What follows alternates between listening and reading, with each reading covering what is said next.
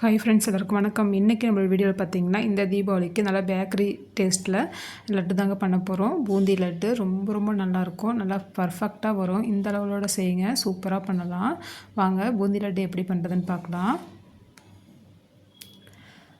லட்டு பண்ணுறதுக்கு ஃபஸ்ட்டு ஒரு பவுல் எடுத்துக்கலாங்க.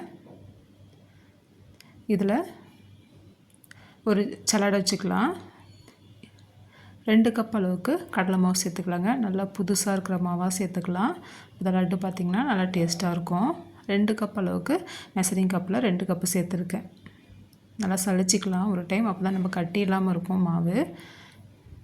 சளிச்சிட்டு இதோட 1/4 ஸ்பூன் அளவுக்கு பேக்கிங் சோடா சேர்த்துக்கலாங்க. நம்ம எப்பயும் சமையலுக்கு சேர்க்குற சமையல் சோடா 1/4 ஸ்பூன் சேர்த்துக்கலாம். சேர்த்துட்டு நல்லா இந்த மாதிரி கலந்து விட்டுக்கலாம். இப்போ இதோட கொஞ்சம் கொஞ்சமாக தண்ணி சேர்த்து மாவு வந்து கரைச்சி எடுத்துக்கலாங்க. ஒரே டைமில் தண்ணி ஊற்றாமல் கொஞ்சம் கொஞ்சமாக தண்ணி சேர்த்து மாவை கரைச்சிக்கலாம். மாவு பார்த்திங்கன்னா ரொம்ப தண்ணியாகவும் இல்லாமல் ரொம்ப கெட்டியாகவும் இல்லாமல் மாவை நம்ம கரைச்சிக்கணும். அப்போ தான் நமக்கு பூந்தி பொரிக்கும் போது நல்லா பர்ஃபெக்டாக வரும். கொஞ்சம் கொஞ்சமாக தண்ணி சேர்த்து மாவு பாருங்கள் இந்த பதத்துக்கு நம்ம கரைச்சிக்கணும். நம்ம கரண்டியில் எடுத்து மாவு விடும்போது நல்லா ஒரே லைனில் மாவு விழணும். பாருங்கள், மாவு நல்லா கரைச்சிட்டு இந்த மாதிரி குழிக்கரண்டியில் எடுத்து இந்த மாதிரி மாவு விடும்போது நல்லா இந்த மாதிரி விட்டு விட்டு விழாமல் இந்த மாதிரி நல்லா ஒரே லைனில் விழணும். அதாங்க மாவு வந்துட்டு பூந்திக்கு வந்துட்டு கரெக்டான பதம். பாருங்கள், இப்படி இருக்கணும் மாவு. இந்த மாதிரி கரண்டியில் இந்த மாதிரி பார்க்கும்போது நல்லா இந்த மாதிரி நல்லா ஒரு கோட்டிங் விழுந்த மாதிரி இருக்கணும். இந்த மாதிரி இருக்கணும். இந்த அளவில் நம்ம மாவை கரைச்சிக்கலாம். இது இருக்கட்டும். ஸ்டவ்வில் ஒரு பாத்திரம் வச்சுக்கலாங்க. இதில் 2 கப் அளவுக்கு சர்க்கரை எடுத்துக்கலாம். மாவில் இந்த கப்லேயே 2 கப்பு சர்க்கரை. 2 கப் மாவுக்கு 2 கப் சர்க்கரை வந்து நமக்கு லட்டுக்கு கரெக்டாக இருக்கும். இதோட 1 கப் அளவுக்கு தண்ணி சேர்த்துக்கலாம். லட்டுக்கு இப்போ நம்ம பாகு வந்து ரெடி பண்ணிக்கலாங்க. அடுப்பை வந்துட்டு நல்லா மீடியம் ஃப்ளேமில் வச்சுட்டு நம்ம பாகு ரெடி பண்ணிக்கலாம். பாருங்கள், பாகு வந்து நல்லா கொதிச்சிட்ருக்கு. இப்போ நம்ம பாகு செக் பண்ணும் போது பார்த்திங்கன்னா லட்டுக்கு இந்த மாதிரி நல்லா பிசுன்னு வந்து இந்த மாதிரி ஒரு கம்பி பதம் வரணும். இப்போ பாருங்கள், இந்த மாதிரி வரணும். இந்த பதம் வந்தோடனே நம்ம வந்து ஆஃப் பண்ணிக்கலாம். இதுதான் கரெக்டான பதம் லட்டுக்கு. ஸ்டவ் ஆஃப் பண்ணிக்கலாங்க. இது ஒரு பக்கமாக எடுத்து வச்சிடலாம். இப்போது ஒரு கடாயை வச்சுக்கலாம் ஸ்டவ்வில். இதில் எண்ணெய் சூடு பண்ணிக்கலாங்க. ஒரு 1/2 லிட்டருக்கு கொஞ்சம் அதிகமாக விட்டுக்கலாம். ஏன்னா நல்லா சூடானதுக்கப்புறம் பூந்தி பொரிக்கும் போது இந்த மாதிரி லைட்டாக அந்த மாதிரி எடுத்து மாவு விடும் போது உடனே மேலே பூந்தி வந்து பொரிஞ்சு வரணும். இந்த அளவு தான் நமக்கு, இந்த சூடு தான் நமக்கு கரெக்டாக இருக்கும் பூந்திக்கு. நான் வந்து இன்றைக்கி பூந்திக்கு வந்துட்டு அரிக்கரண்டி எடுத்துருக்கேன். இதுக்கு பதிலாக நீங்கள் பூந்தி தேய்க்கிற கரண்டி இருந்தாலும் எடுத்துக்கோங்க.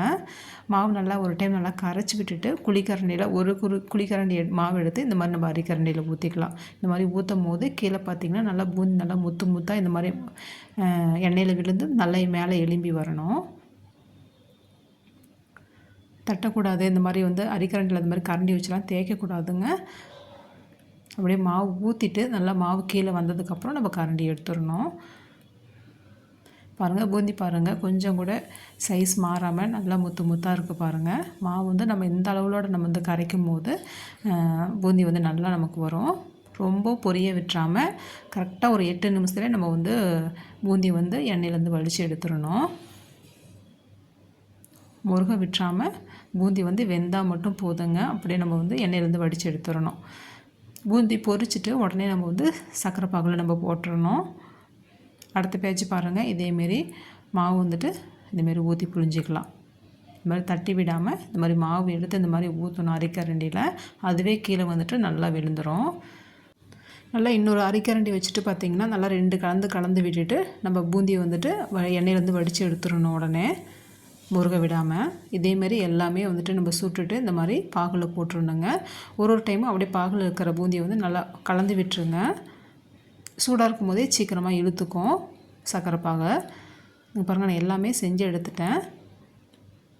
நல்லா இந்த மாதிரி ஒரு டைம் கலந்து விட்டுக்கலாம். லாஸ்ட்டு பேட்ச் மட்டும் வந்து பூந்தி வந்து நான் தனியாக தட்டில் எடுத்து வச்சுருக்கேங்க. இதை வந்து ஒரு மிக்ஸி ஜாரில் சேர்த்துட்டு அரைச்சிட்டு இப்போ நம்ம இந்த லட்டு பிடிக்கிறதுக்கு அதோடய நம்ம சேர்த்துக்கலாம். அப்போ தான் நம்ம லட்டு பிடிக்கிறதுக்கு நல்லா வரும். லைட்டாக குறகுறப்பாக அரைச்ச போதும், ரொம்பவும் மைய அரைக்க வேணாம். பாருங்கள் இந்த மாதிரி அரைச்ச போதும். இதையும் வந்துட்டு இதோடய சேர்த்துக்கலாம்.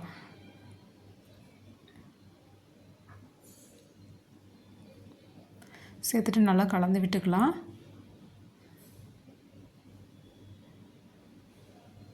நம்ம வச்சுருந்த பாருங்கள் பாகு எல்லாமே பூந்தி நல்லா இழுத்துட்டு நல்லா ஊறி வந்திருக்கு.